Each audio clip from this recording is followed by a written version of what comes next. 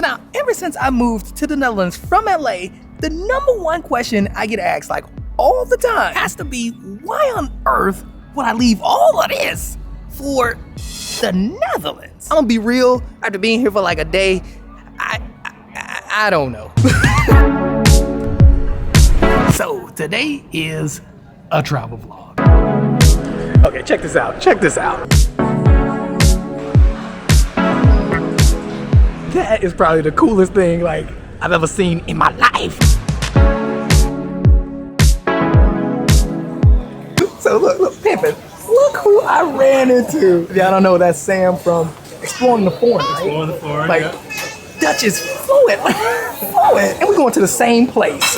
Pimp, come on. What are the odds of that? It's crazy.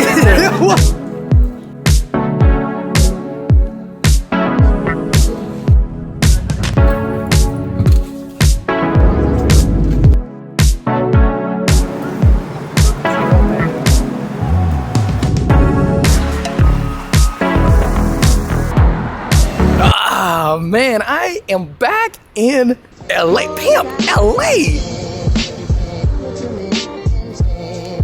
I mean, when you think about it, Pimpin', like, what's not to like about LA? 90% of the time, the weather's amazing. The people are super nice. And you got the entertainment industry as well as just so many businesses here. And the icing on the cake is the geography. Like, Pimpin', you could see the mountains from here, the beach right over there. So if you wanted to, you can go snowboarding in the morning and then go ahead and hug the blocks, do what thugs do, and go to the beach in the afternoon. Boss. I'm just saying. I'm just saying. Wow, look at this house. Wow.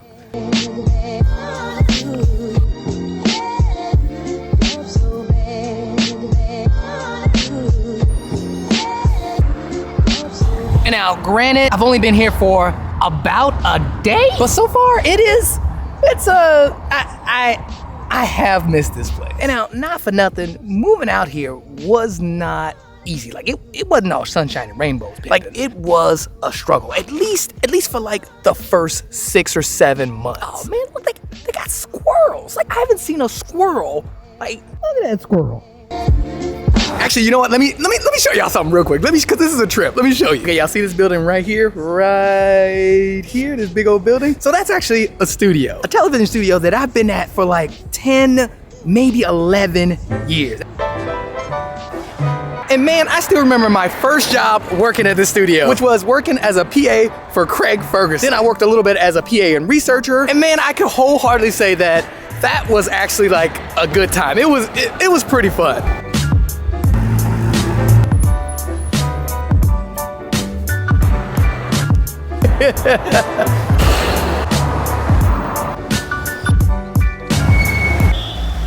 Pimpin', I used to live here. My apartment was right up there. I used to live right there. That was my balcony. That's the Hollywood Hills apartment. And now, quick side note, you remember that friend that I told you about? The one that got laid off, the one that was like super, like the sad video. So that friend that I was talking about, he actually lives right over there at this apartment right across the street. Now, before I did have this place right here on Hollywood, in the Hollywood Hills, I actually lived in K-Town, because that's where everything kind of started for me. Right there, this is where I used to live, right here. I used to live right in this building right here, and man, I still remember I had my motorcycle and my 1995 240 SF. And not for nothing, like, I love living over here. Like, K-Town was off the chain. Not to mention, it just reminded me of like Chi-Town. And then the best part about it was the rent was actually not terrible. It was like $668. I'm sure you probably already know, but that rent ain't no $668. Not anymore. For a place like this, you're looking at least like $2 grand for the same place. I mean, yeah, it was a little rough, but overall, the place was great. I mean, overall, it was actually pretty good. I didn't have too many complaints except for the parking. The parking, Pimp. The parking was terrible. See all these people? See all these people? They all looking for parking. But man, that's not even, that had nothing to do with what I'm about to tell you. Like, let me tell y'all this story, because it was probably one of the hardest and like roughest times of my life because I had just moved here, just moved to LA. I was interning, so I wasn't making a lot of money. I was kind of burning through my savings. It hadn't even been 6 months yet of me being here, but I still remember it was like 3 days before my birthday, maybe about 4. And remember, I had a car and a motorcycle. Remember that, right? 4 days before my birthday, I come outside to get ready to go to work. Pimpin', somebody had legit stole my motorcycle, like just picked it up and walked away. And I was like, okay, that was my fault. I should have locked it. It's fine, because I still got a little bit of monies and I could replace the motorcycle, no problem. And this was easy because I was actually already looking to like replace the motorcycle anyway, so no tea, no shade. And like, so right away I went ahead and took the day off, bought another motorcycle, and then guys, I swear, there's maybe 2 more days before my birthday and I've only had the motorcycle for about 1 day.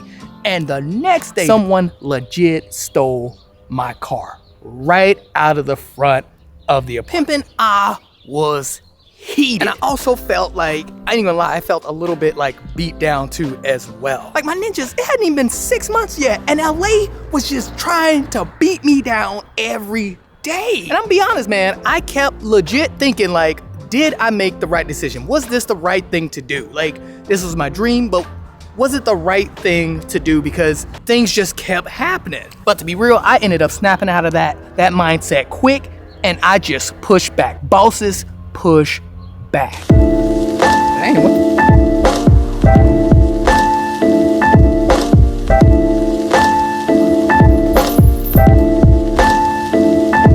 sure. But this is probably one of my most favorite places in Los Angeles, and that is Little Tokyo. And not for nothing, every year it's gotten better and better.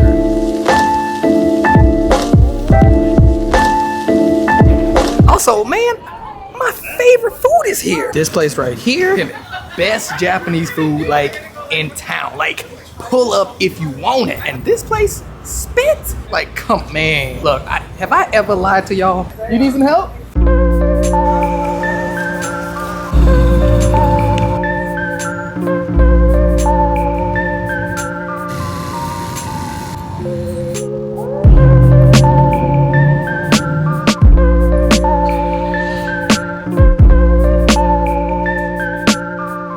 When I first met my wife, when we went on like one of our first dates, I brought her to Little Tokyo. We ate at my favorite restaurant, TOT. And then after eating at the restaurant, I brought her here to this like Japanese garden. Now the Japanese garden was closed, but I was like, bump that. We could just hop over the fence. Yeah, see, we climbed up right here and then just hopped right over. And went into the Japanese garden and got caught. Security legit came in the garden and basically told us we had to. Man, I be trying to tell y'all, man, your boy Sky Money is a thug. But yeah, I still remember that story because I know like Sarah wasn't even my girlfriend yet. It was just like we weren't even like exclusive or anything. It was just like one of our first dates. And for like a hot second, I thought that like the date was like ruined because we had basically got in trouble. But it turns out that Sarah is also a boss. All of that's the little Japanese garden area. Like, come on. My LA story didn't start in LA. It actually started in Atlanta. Because Atlanta was where I figured out what I actually wanted to do, like where I wanted to go with my career, which was get into television, mostly late night talk shows. So now that I had a career in mind and knew what I wanted to do, LA just made sense. Like the industry was here. So while I was going to college in Atlanta, I went ahead and just planned a trip and just went. And this was more of just a visit to see if I liked it, like check it out, you know, like feel it out. So I booked my ticket and I flew on out. And yeah, that was the main objective, to go to LA and see if I actually liked it first. Like that was like the first thing I had. And I remember we landed, I got off the plane, went to my hotel, huge shout out to Banana Bungalow. And literally when I got to Banana Bungalow, I legit dropped my bags off and I had like one purpose. I mean, I shouldn't say purpose. It was actually like one mission, like one hardcore mission on this trip. That was to see if I wanted to live there. Like, was that my next big move? And now look, I know I was on vacation, but man, it was not a game for me. Like, ain't nobody plugging into the PS5 over here. Like, I legit checked out places where I wanted to live, areas I wanted to live in, checked out all the studio lots, Fox, Universal, CBS, Warner Brothers, Sony, and the list went on. I made the most of every day I was there in LA. Like, I made the most of every day. Quick side note, look, ain't nobody else outside. Like, not a soul. But anyway, Pimpin', the mission was a success. I loved being in LA. I even found out where I wanted to live. K-Town all day up in this piece. And I chose K-Town only because it reminded me of Chicago. So I flew back to Atlanta and I grind. Like, I just went ham in college. Cause I've already said this before, but your boy Sky Money was not, like, I'm not good at school. I'm good at everything else in life. Like, I'm good at everything else but school. So like, I freaking like killed myself to get through school. Like, I literally just didn't see nobody, didn't go on any dates, nothing. I was a hermit, like legit full hermit mode, locked down. I remember the last exam, I dipped. Like, I ain't even walk or anything. I was like, look, mail me my diploma. Like, you could just mail it to me. But yeah, I dipped, rented a truck, put all my stuff in this truck, my motorcycle and everything, and legit just left. I had everything packed. I was on the way driving by myself. And yeah, I left Atlanta Friday night and I got to LA, no joke, Sunday early evening. Now, come on, tell me that's not gangster. I mean, there has to be some kind of record. But anyway, I did make it. I made it to LA. My apartment wasn't ready, and I did get to the interview for Conan, but I didn't get the job. And instead, ended up getting an internship for Craig Ferguson. But I eventually moved on, and I actually moved into my next position at the studio, which was working in on-air promo. And on-air promo is basically like marketing. We made commercials for all the shows from the studio. And yeah, that's what I did. That's what I did for the last, I would say, 10 years. I was hugging the block and on their promo. That was my LA story. It was a struggle too, but it was definitely worth it. And I just loved LA. This is my friend I be hugging the block with, June. I did dress up for it. My other best friend.